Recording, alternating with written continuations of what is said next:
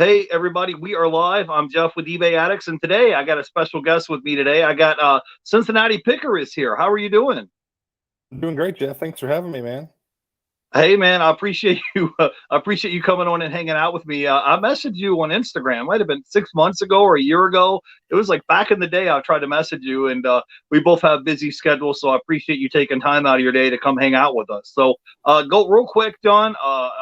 Go ahead and introduce yourself. I know probably 95% of our audience knows who you are, but for the small 5% of the people that may not know who you are, if you could kind of introduce yourself, tell everybody who you are, where you're from, and what you do.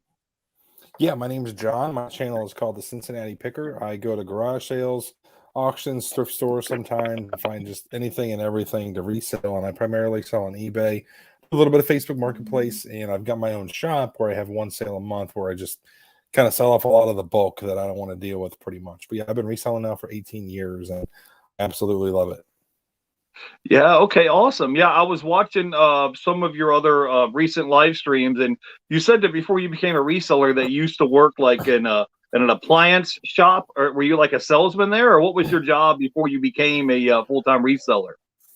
You had a sales job. I actually worked at a sporting goods store for 10 years. That was, the longest job I had before reselling. And even when I was there, I was reselling part-time and I learned a lot about sporting goods. And that was kind of my bread and butter is, flipping sporting goods for a really long time. Oh, okay, awesome, awesome. So you've been a reseller now for 18 years, man. What's the part about reselling that you love the most, and what's the part where you like the least about reselling? Oh man, that's a great question. Um, the hunting, the thrill of the hunt is the absolute most favorite. Sourcing and buying stuff is really, really fun. Like, there's nothing I love more than going to garage sales. Like getting up on Saturday morning and just having a long list of sales to hit all day is just so much fun to me. The thing I like the least, um, probably the packing, I guess. I really enjoy every aspect of it. Like I like listing, I like packing, I enjoy all that stuff. So there's nothing I really hate to do. But yeah, I guess if I had to pick one, I'd probably say packing.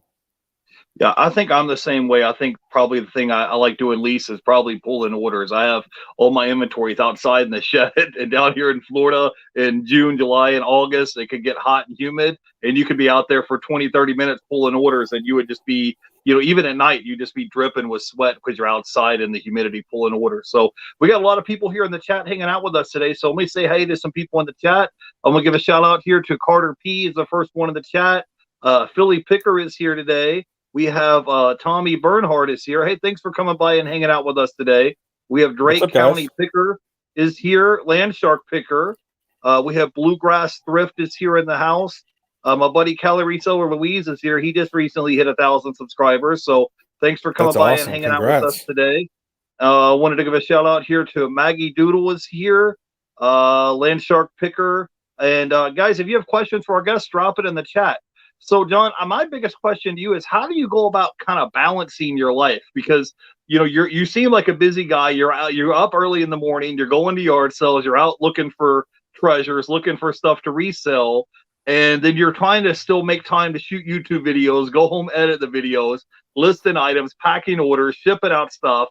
But then you also have to make time like a priority for your family to have dinner with them, put the kids to bed, make sure they do their homework, get them a bath and all that. So how do you go about kind of balancing everything that you're doing?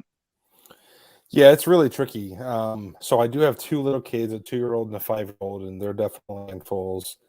So what I personally do is like I just treat reselling as a job. So like I go in around 8 o'clock in the morning and I leave around 4:30 and like I'm done. When I come home, I try to not do anything. I try to not edit video, do any kind of listing, nothing like that. So like it's pretty much a Monday to Friday, 9 to 5 type thing.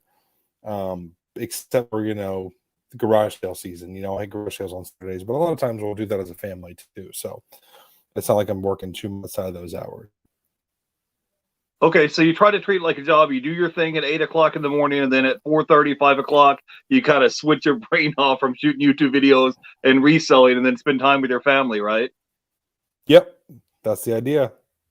Okay, now I think I talked with you last. I didn't get a chance to sit down and talk with you like in person, but when you were on with Flip the World, we were talking a little bit about, your sell-through rate. We were talking a little bit about your reselling, about your average sell price, which I think was like right around $50. So we were kind of hinting on that. So can you give us a quick update? Because reselling is basically your bread and butter. That's kind of how you pay the bills. So what would you say, like how many items you have active in your eBay store? What would you say is your average sell price? And can you talk a little bit to me about, sell-through rate? Because sometimes you may go to a thrift store or yard sale and you see an item for $1 and you're like, okay, great, this is going to sell for 20, 25 bucks. But then you go home and list it and it just sits on the shelf for 6 months. So can you talk to me a little bit about your reselling strategy? Yeah, so I'm always of like a quick nickel over the slow dime. When I price things, I price them to sell. Now I'm not going to price them, like underneath everybody else that has them listed, but I'll try to put it somewhere in that middle ground of like average price. I'm not going to shoot for the moon and sit on it for 6 months to a year and hope to get that price because, I want to move it and reinvest that money into something else. I have my sale price, my average price is up to $56 now. I'm really happy with that. Like I'm gonna keep trying to continue to grow that, but it's not like an absolute must. Honestly, it's not the be all end all for everybody because a lot of people, like resale. My buddy Caleb, he does video games, so and a lot of the stuff he does is Amazon. But like if they exclusively to video games, they could have a much lower sale price, but still be making the same amount of money with maybe even less work just because of how easy it is to list that stuff, how easy it is to ship stuff, things like that. So I try to take all that into account when I'm making a purchase. Something like, okay, if it's going to cost me $5, I need to kind of set for like 25 or more, maybe, you know what I mean, like depending on what it is, obviously. And then sell-through rate is huge. Like I'm going to look at some stuff tomorrow. It's a big, a lot of like tool repair kits and stuff, and there's 120 of them. And I was looking at the active, and there was like 20 actives, but then only like 4 sold in 90 days. So I was trying to explain to the guy, like, look, this will take me 2 years to sell all this stuff, so I really can't pay a ton of money for it. I'm like, he understands that. Most people understand it when you're laying it out like that. So there's just so many things to consider. Like you can get long tail stuff if you're into it for cheap and it doesn't take a lot of space and there is some kind of demand for it. It's really tricky. Yeah, I kind of look at eBay as you could have one of two business models. Is my business model is I just try to sell a bunch of merchandise. Like it's not at a higher price point. I think my average sell price is maybe like around $20. Or your strategy where you have higher ASP, your average sell price, and maybe you don't have as many items. I have like over 6,000 items listed, but not every one is a home run. Yeah, not every item I sell is a home run. Like yesterday, for example, I sold this Christmas CD and I paid 40 cents for it and it sold for $20. But the cool thing is on eBay is if you list items that are into select categories like CDs, DVDs, Blu-rays, video games, VHS tapes, all those items fall in the select categories. So you pay 0 insertion fees. So like you were saying earlier, you can get an item for a quarter, 50 cents, $1, and have it listed on the platform. And at the end of the 30 days, if that item doesn't sell, it'll auto relist. So you can get the basic subscription store for $20 a month, and they give you 10,000 free insertion fees in those select categories. So like I said, every item that you list on eBay doesn't necessarily have to be a home run. I talked to Chris from Daily Refinement, and he was saying that probably 90% of the sales on eBay are items that are listed $30 and below. So every item that you sell may not be a $50 or $100 item, and I'm totally cool with it. Like I said, I'm totally cool with picking up a CD for 40 cents and selling it for $20. And if I did that, 10 times a day, it'll add up. It doesn't have to be every item you list doesn't have to be a home run. So let me say hello. We got a bunch of people in the chat. We got 24 people in the chat. So let me say hello to some people here. I wanted to say hey to the Flippin' Sports guy. Carter P is here. The Mile High Hustlers is here. We have Kelly Reseller Louise is here in the house. Oh, Hustlin' Hooks is here. He says camera and sound is off. Yeah, John is filming on his laptop, and he said his battery is low. So we may only have a half hour with John today, but thanks for giving us a heads up. Tommy says, has making lots changed your business drastically? Yes. First off, let me make sure, can anybody hear me? If Adine is saying that my camera's off, So make sure everybody can hear me. That's weird. I, I thought I had my I camera on. It's showing on in the thing. Yeah, I can hear you okay. I think your it's just your camera is just a little bit, your face is a little bit blurred out. You know, like one of those cop TV shows where the Yeah, witness's face is blurred out, but your face yeah. is just a little bit blurred out. But I left the it's shop and forgot everything. I forgot my laptop charger and I forgot my little like USB C adapter where I usually plug in my ring light to have some light on me because it's so dark in this basement, even with all the lights on, like it's super dark. So I Yeah, apologize about that. Andy says we can hear you and see you. It's just a little fuzzy, and he Fuzzy, says yeah. the quality is super blurry. Says, but we all know what you look like. So go I ahead. even connected to the Wi-Fi extender. I guess we got to get some kind of better internet or something. My internet sucks. So Tommy was asking about making lots. Yes, that has drastically changed my business. I think about a year and a half ago, my average sale price, like, $30, something like that. And for the stuff that I was doing, I needed it to be higher because I was, packing 10, 12 items a day, but they were only about $30. And I'm still only packing 10, 12 items a day now, like sales wise, but now they're like average is $56, which is awesome, is what I wanted to do. So I do a bunch of lots, I do a bunch of auctions, groupings up. If I've got 5 things that sell for, $10, $15 a piece, I'm just going to group them all up and sell for 40 and just kind of move on and go to the next thing. Because like I've had so many buys one after another, and I have plenty stock of things available to me that I can buy. It's where like I just got to kind of take the cream of the crop off the top and then just sell the rest of it in my shop for cheap, kind of move on to the next thing. So that's what I've been focusing on. All right, cool. We have a question here from Hustlin' Hook. Says, "Hey John, how did you end up with that huge storage unit buy you did a long time ago? I remember you bought out. Was it like 3 or 4 storage unit lockers a while back, and you bought this guy's storage unit out? And I remember Froggy Flips or somebody, he came up and was like picking out of your storage unit a while back. So, tell me, Yep. how did you end up making out with that? Because to me, I was like, okay, cool, you got a lot of stuff, but now you have to pay the storage unit fee every month for the merchandise being there, Exactly. right?" Yep. So it was April of 2020. So right after the pandemic hit. And in hindsight, I don't think I would have done it if it was just a normal year, because that's going right in the garage sale season where I can get inventory all the time. So I don't think I would have done it, then. I want to say I paid $4,000 for it. I made a video on it saying how much I paid. I want to say it was $4,000. And the rent on the units was like $600 a month because it was two 10 by 30s and then 20 by 30, like this massive, massive unit. And I did really good with them, but it took me like 4 months to sell it all. And I logged my hours, and I had hundreds of hours at that place getting stuff out of there. So it was a ton of work, but it was fun. And I learned a lot of stuff because a lot of stuff in there that I typically don't mess with. So thing I'm looking for now that I learned from that storage unit. But yeah, it's if it was an off-season thing, the fall and the winter, I would probably do it again. But I don't think I'd do it again if it was the spring or summer. Okay, so you end up making out okay on that big storage unit buy that you did. Yeah, I did. I logged a bunch of hours. I don't think my hourly, I broke down my, hours log versus what I made. I don't think it was good, but the profit was good. So I was happy. Oh, okay, cool. So I wanted to ask you, what has your 90-day sales been for the past 90 days on eBay, and have you been doing anything different right now for Q4? So 90 days I'm at just under, I don't know if it can focus if it's being Yeah, blurry we or can't not. see it, but I'll take your word for it. Go ahead. Just under 57K. I had a really good November because I was listing like crazy in October, like just listing.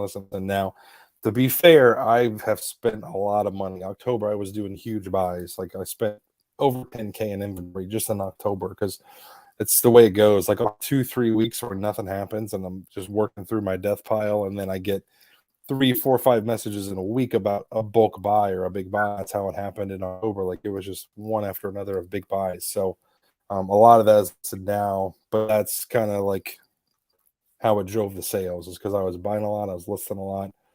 Yeah, so I'm super happy with that.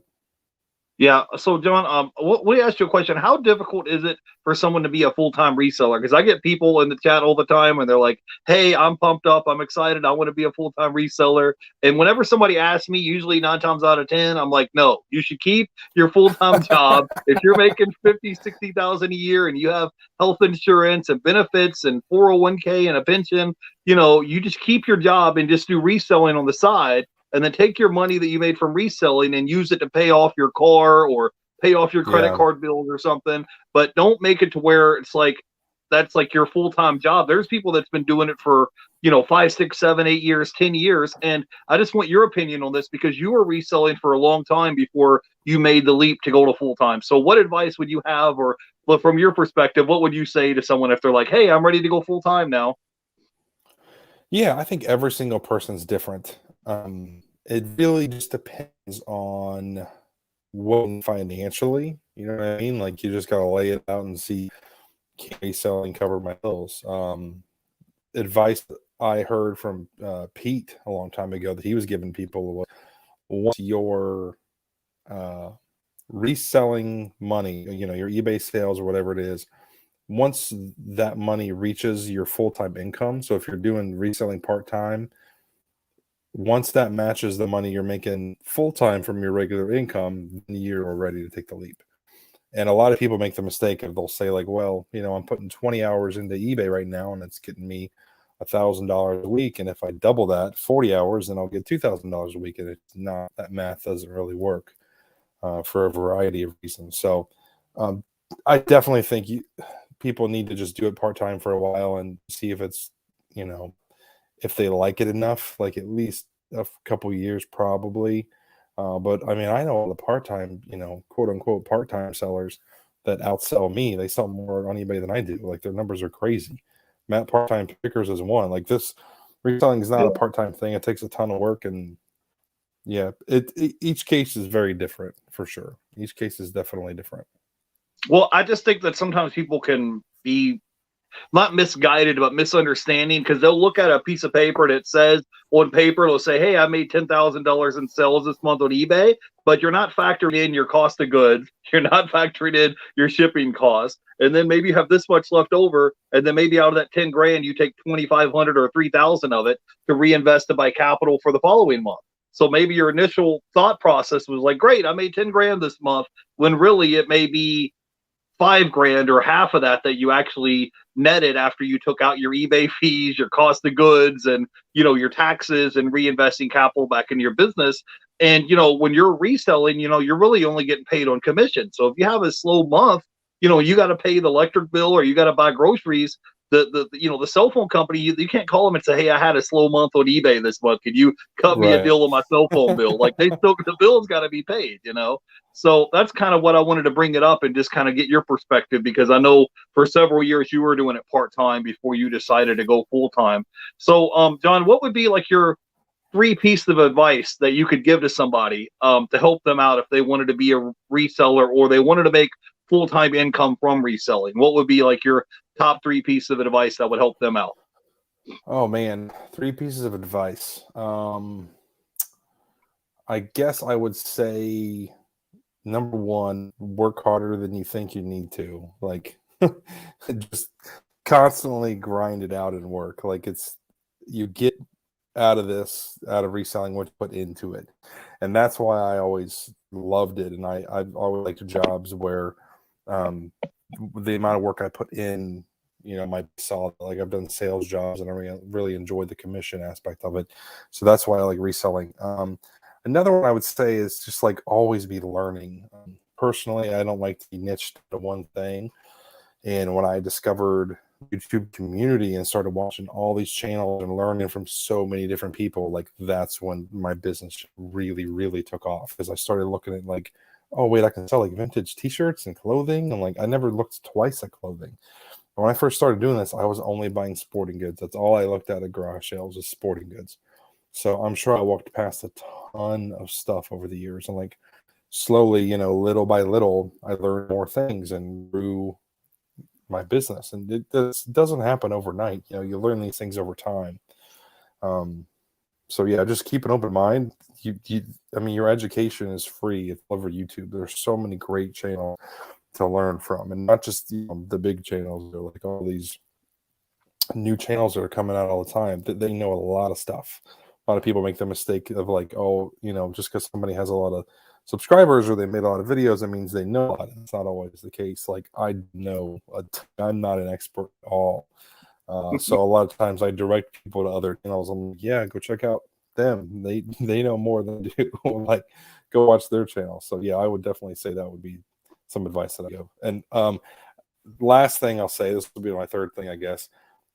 Don't overextend yourself. I see a lot of people buying return pallets or different things where it's a lot of money up front, and they might not be super experienced, and they're kind of putting all their eggs in one basket. And I don't think you should do that at all, especially when you're starting out or if you're newer. Stick to the smart stuff. $1, $5, $10. Like if you're gonna make a buy and it's all of your cattle on one day, it's typically not a good buy. I mean, if you're really experienced and you can flip that fast, then maybe do it. But more often than not, it's maybe not the best idea.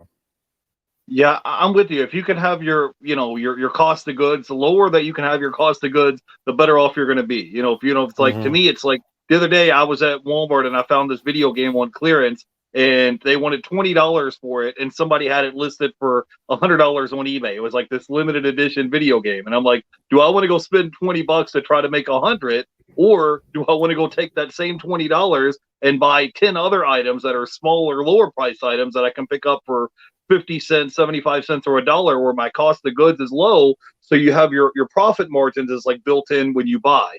So yeah, hey, sure. So John, yeah, we had a question in the chat earlier. They wanted to know if you have a certain niche that you stick to when you're out at yard sales or you're at a thrift store looking for merchandise. And I'm curious, do you have a certain profit margin you're looking at when you go to grab an item? When either you look up sold comps or you have an idea in your head because you've sold it already. Do you have like a certain profit margin that you're like looking for when you go to grab an item, like to determine like, hey, I'm going to buy this to resell it, or this one here I'm going to pass on it? Yeah, so as far as niche, I really try to keep an open mind. I'm at the point now where I'm at a garage show where I'm just like scan everything with my eyes. Like literally, I need to see every item that's there and just do a quick mental check of like, is this worth flipping? Can I make money on this? I know the most about sporting goods, so that's kind of my bread and butter, I guess. And I love sporting goods because they're almost always cheap. You can get them very cheap. People just want to get rid of them. So there's a lot of money made on that. As far as profit margin, it really just depends on the item, because like an item that would sell for 20, I wouldn't pay $10 for it, even though that's doubling my money, so to speak, before fees and everything. But an item that sells for 200, I would probably consider spending 100 on it, depending on what it is, just because there's a lot more profit there to be made. You know what I mean? Like after fees and everything, you're probably looking at $70 profit or more versus $6 or $7 profit. Maybe it's similar work. It's really a case-to-case basis of like, what's the return going to be? How much money, or I'm sorry, how much time is going to be invested with listing the thing, with packing the thing, storing it? How long is it going to take to sell? And what's the odds of returns, like that kind of thing? Because some items just lend themselves more to returns or to breaking in transit, things like that. So it's kind of like a big puzzle. Like every single buy I do is like a puzzle. Yeah. I'm putting all these little pieces together to see like if it makes sense with my business model. Yeah, for sure. And it's one of those things where you got to look at your sell-through rate, and you're thinking about how long is this going to take me to list? Do I have to go home and test it and clean it? Do I have how many photos do I have to take? How easy is it going to be to ship? Like a lot of those things have to be taken into consideration. I just want to give a shout out to a few people in the chat that I missed earlier. I saw Katie Reeds was here in the chat. I wanted to say hey to Reseller Niche Mo is here. Nikki Love Sacks is in the chat. I saw Dustin Pro Picker was here in the chat earlier. I didn't get a chance to say hey, but thanks for coming by. Dana Invest is here. Kelly Reseller Louise. Harry Humstone is here. So, hey, Harry, thanks for coming by and hanging out with us today. Cameron is here in the chat. Carter P is here. The Flippin' Sports guy. So if I miss you guys in the chat, I'm not doing it on purpose. I saw Tracy was here earlier. And Tommy Bernard is here in the chat. And I want to give a shout out to Leroy. He just had a birthday the other day, so happy belated birthday! And Angie Resells this year, so I hope Happy you're birthday, feeling Leroy. better, Angie Resells. So hey, we had a few questions here in the chat that I wanted to get into because this is why we do these lives, so you guys can ask the guests questions. Philly Picker says, "Hey, is there any talk of when and where the next reseller rally will be?" Yeah, so I was talking with Pete, and this was after the last reseller rally, and we were talking about doing someplace warm, maybe Florida or a beach somewhere, and doing it in the winter time. Obviously, not this winter, but possibly next winter. But we've just kind of like been doing initial talks. We haven't decided on anything yet.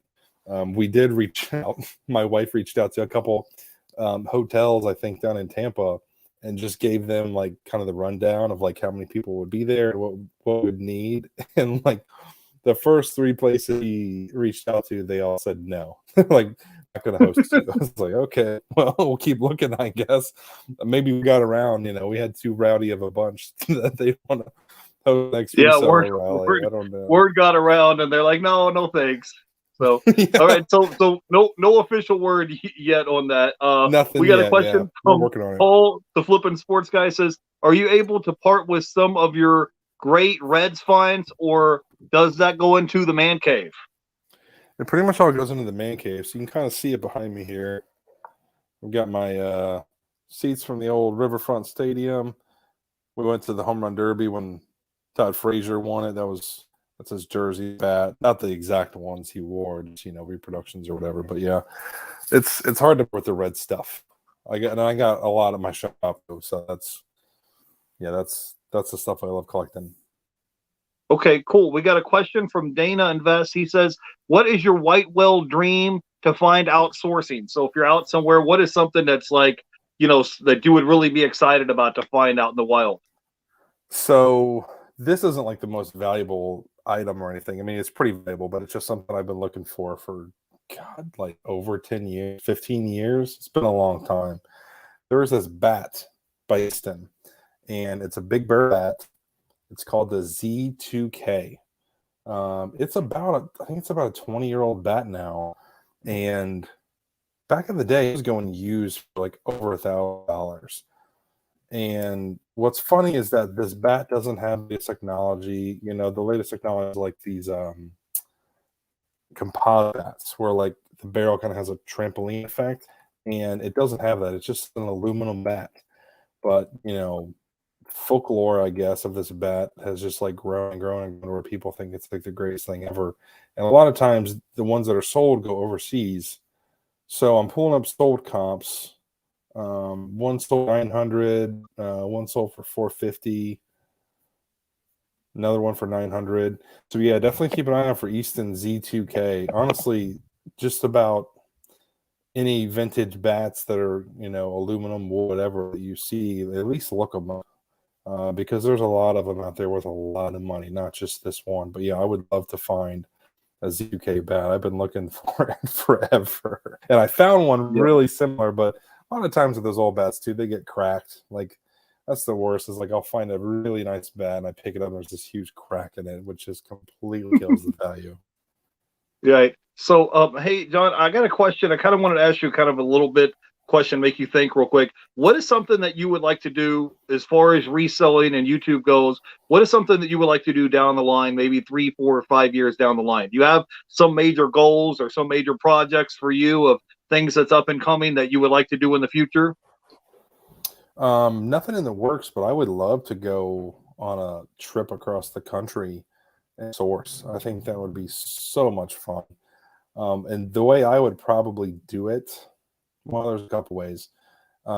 If I had an RV or rented an RV, me, wife, and the kids just going across the country and hitting up garage sales and thrift stores and different things, I would maybe ship the stuff back home or try to list it and set up at flea markets. I don't know. That's the logistical part that would be tricky. Of like, how much space do you have to all this stuff with you on this trip versus trying to sell it as you go. But I think a sourcing trip across country, seeing a bunch of stuff would just be a lot of fun.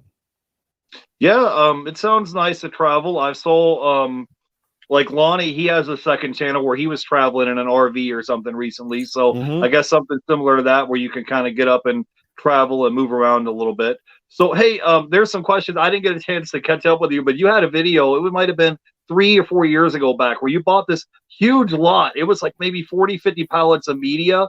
How did you end up doing with that deal? Because I mean, dude, it was just pallets and pallets and pallets of media. Because I've been telling people on my channel is that finding one-off items at a thrift store or a yard sale. Let's say you pay $5 for an item and you sell it for $50. That's great, but it's a one-off item, and how repeatable is that? It's like you're running around looking for these one-off items. Whereas if you can buy something in bulk and you could get 500 or 1,000 items shipped to your door at one time, and your buy cost is 40, 50 cents a piece, and then you're turning around and selling them for 10, 15, 20, $30 a piece, you can essentially turn your $400 into, let's say, $10,000, $15,000, because you're buying the stuff in bulk. So how did you end up doing with those big 50 pallets of media? I'm just curious. Yeah, that's been like, oh my God, 3.5 years now. It's been a while. I bought all of them in October of 2017, I want to say. And I had them all sold like April, because remember that was my goal, was like to get them all done. So it was about 6 months it took me, and it was like 53 pallets.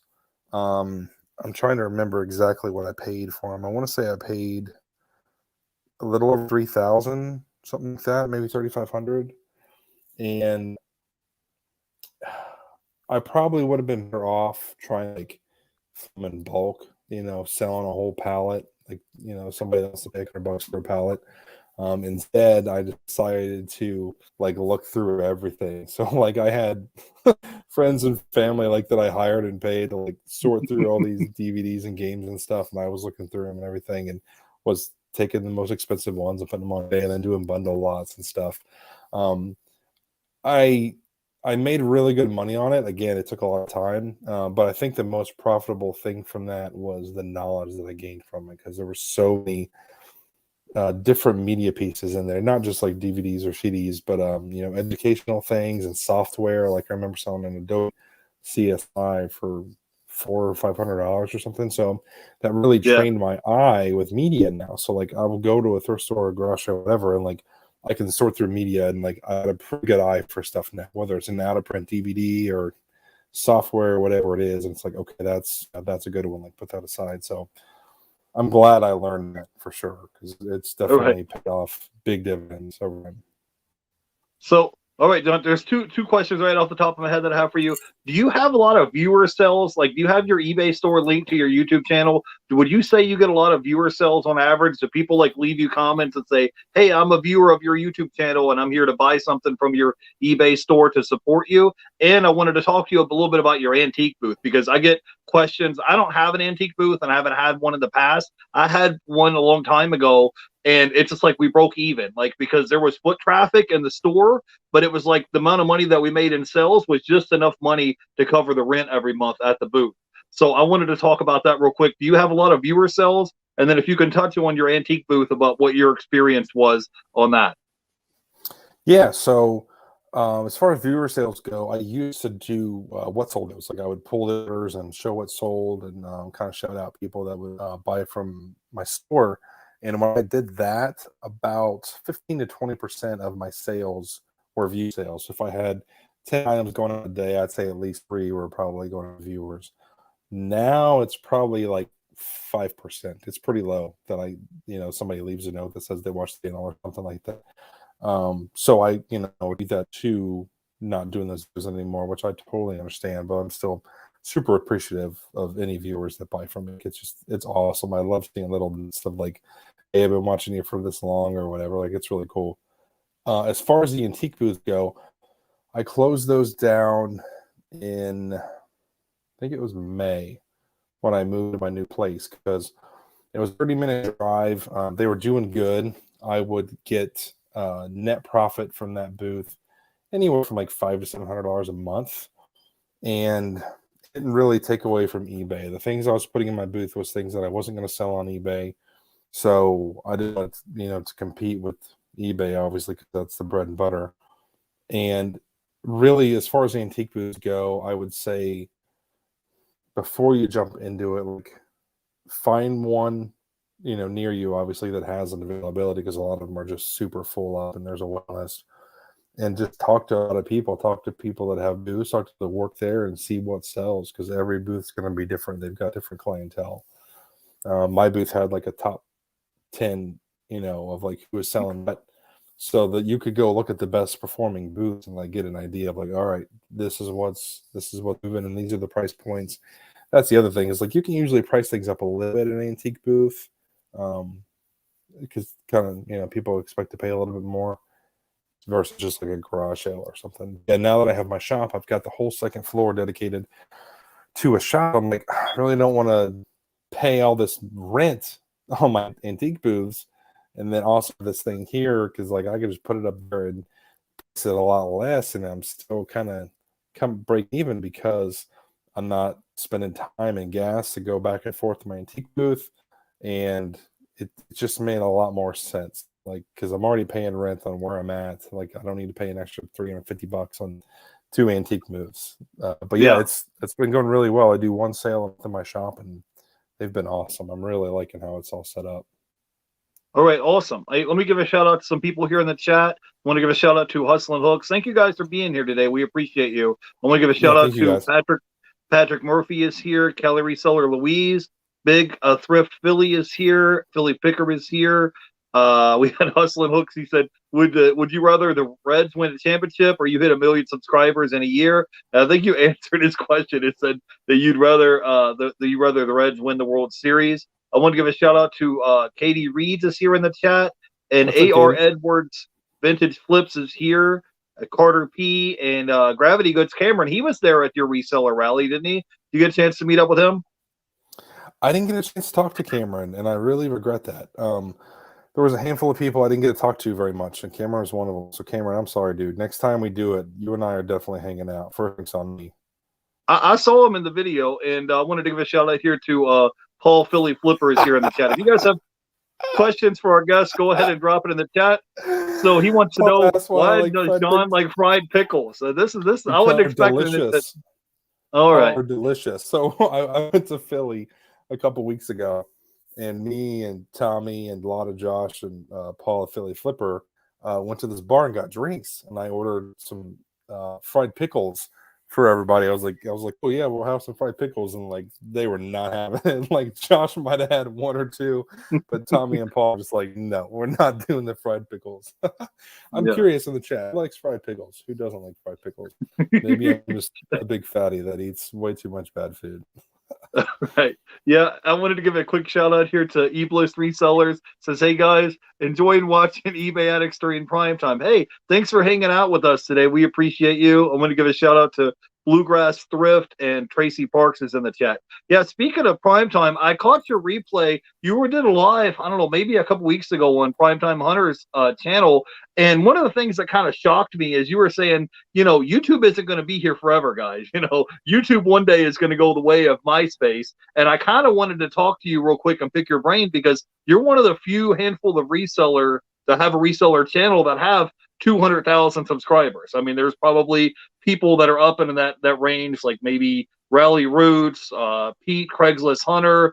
So talk to me a little bit about your YouTube channel, and what do you think it is that kind of blew your channel up? How did you go from where you were at a couple of years ago to 5,000-6,000 subscribers to 200,000? Like, explain a little bit about how that works for you, and because there's a lot of work on the back end that people don't understand as far as titles and thumbnails and all those type of things. Yes. I was sitting around like 6,000 or 7,000 subscribers for the longest time, like a year. It was a really long stretch. Like my channel was really stale, and I would go out to garage sales and make a video and call it Saturday garage sale haul, or if you go back to my videos, they're all still there. So like my titles weren't great, my thumbnails weren't great. And then I got really good advice from Steve. I don't know if you ever watched the channel Steve and Steph Resale Killers. They have 2 channels now. It's just called Steve and Steph. But yeah, he's like, look, you've got to change your titles up like this a little bit and make your thumbnails like this. And I did, and like within a couple weeks, like I saw a huge difference. Like my videos started taking off and it was great, and like it's been really good. Um, I really enjoy YouTube. Like it's opened up so many doors for me, but I definitely see where like it's just not going to be here forever. Like TikTok seems to be taking off like crazy. Tommy told me that last month TikTok got more watch minutes than YouTube for the first time ever, which is crazy.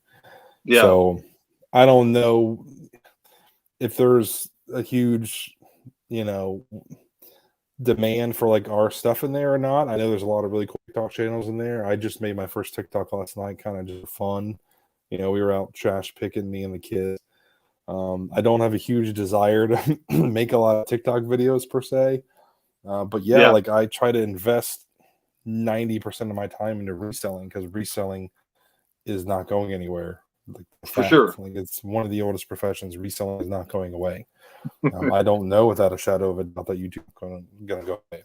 You know what I mean? So I don't like to put all my eggs in that basket and devote all my time to it. Yeah, I'm with you on that. How many hours a week do you think that you invest into your YouTube channel? Like 10, 15, 20 hours a week? Because you shoot a lot of content and you got to go home and edit it. And then you're making the title and thumbnails and then you're responding to comments and all that. So how many hours would you say that you kind of invest a week into your YouTube channel? It's kind of died down. I'm only doing about one video a week now. So I'd say total right now, maybe 7 or 8 hours a week. Um, when garage sale season hits and I'm, you know, filming at the sales and I'm going Thursday, Friday, Saturday, and then I'm editing all that video, uh, you know, that's more like 20 to 30 hours a week probably is what I'm spending with that. Yeah. So, John, we have a lot of people in the chat and a lot of people that are going to catch the replay that have are resellers and have a YouTube channel. And since you're only one of the handful of people that I know that have 200,000 subscribers on YouTube, what would be like 2 or 3 pieces of advice that you would give them to help grow and scale their channel? Because if people ask me for advice, I have like 5,000 subscribers, so I can't give you advice to help you blow up to make 100,000 subscribers because I haven't been there yet. But you've been doing this Yeah. since 2017, and so you've got a lot more years of experience on YouTube than I and a lot of people in the chat. So, what would be like your top 2 or 3 tips or piece of advice to help someone grow and scale their YouTube channel? Because it's not something that's just going to happen overnight, right? Definitely not. No, had been doing it for about a year and a half, 2 years when like I kind of started seeing growth. It takes a lot of time. I see a lot of people get into making a channel and they'll go out and buy the most expensive camera and, you know, spend all this money on microphones and all this stuff and, you know, lighting, and before they've even made their video. So I would say definitely keep it simple. Like keep it simple at first. Just use your phone. I used my phone the first year and I edited everything on my phone. You know, there's free software out there. Like if you've got an iPhone or if you've got a Mac or whatever, like, use iMovie. I still use iMovie. I make really basic edits. So don't go in and spend a bunch of money. Make sure you like it first. You know, because a lot of people make videos for a month, 3 months, whatever, and then they quit because they're like, "Yeah, it sucks. Like, it's not a lot of fun." Next thing I would say is just make sure you are making the videos that you want to make. You know, you enjoy doing it because you will get burnt out 100%. It's everybody hits burnout at some point, you know, whether it's a year or 2 years or whatever. So make sure you're enjoying it.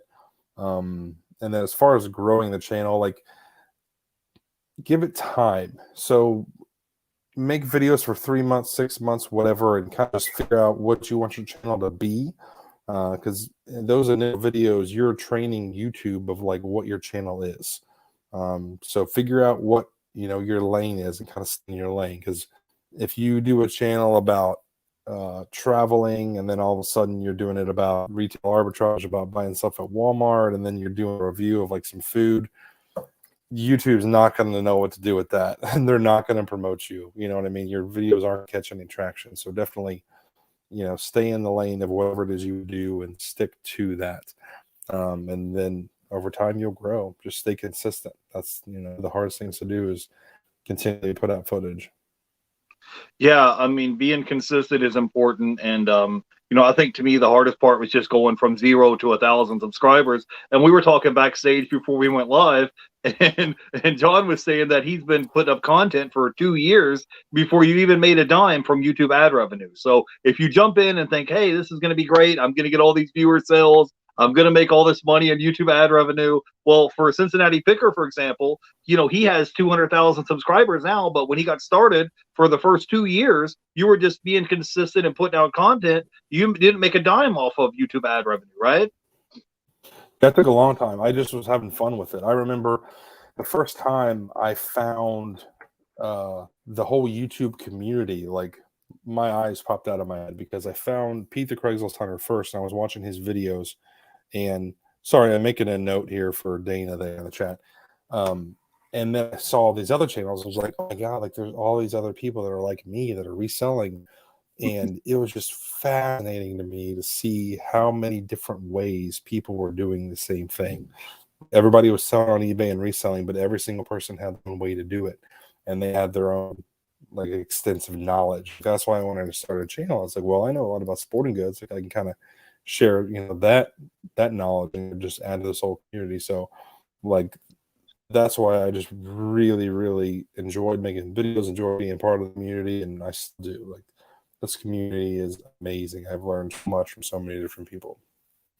Yeah, I agree. That's probably my favorite thing about YouTube is all the people that I get to meet. Like I'm in Tampa, you're in Cincinnati, so the chances of us just like running into each other on the street is like zero. It's like one in a million that we'd ever run into each other. Or the chances I'm going to get a chance to run into Pete the Craigslist Hunter or some of these people. So just being able to interact with people in the community and be able to pick their brains, ask them questions, getting to know people from people who you've never ever got no other platform without being able to just run into this person at Burger King and say, hey, there's Pete the Craigslist Hunter there. So, it's just nice to be able to get together with like-minded people in the community and share ideas and being able to kind of, I don't know, almost like a community, as you would say. It's almost, I don't want to compare it to something like going to church, but it's similar to that because you have people that you meet every week and it's like, oh, how is your family and how was your surgery or how is your kid doing in school? And it's just that type of community. So, hey, let me give a quick shout out here to Dana Invest is in the chat.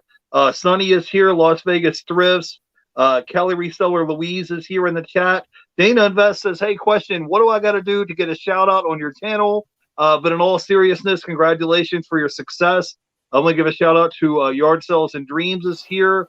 Laura is here. Says, you guys and Georgia Picker are my favorites. Keep up the good work. I wanted to say hey to Carter P. Thank you, Laura. Hustlin' Hook says, have you considered hiring anyone part-time, John? I don't know if you meant for your YouTube channel or reselling. So either way, have you considered hiring anybody part-time to help you out? So in my auction business, so that video that you saw with the pallets, I had an online auction business for 5 years. And I had the highest point, we had 5 employees.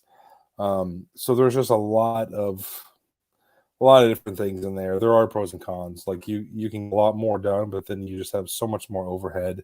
The unemployment taxes alone that I'm paying every month are just astronomical to where I was just like, why am I paying thousands of dollars just in employment taxes for this? Like I couldn't really do it anymore and justify it. And I don't think I want to bring anybody on right now. I've seen where I can grow my average sale price and just focus on higher dollar items to where like I'm comfortable with making the money that I'm making. Like I'm sure that if I brought in somebody to list more stuff that I would get more done, but I like where things are right now, so I don't anticipate bringing anybody on.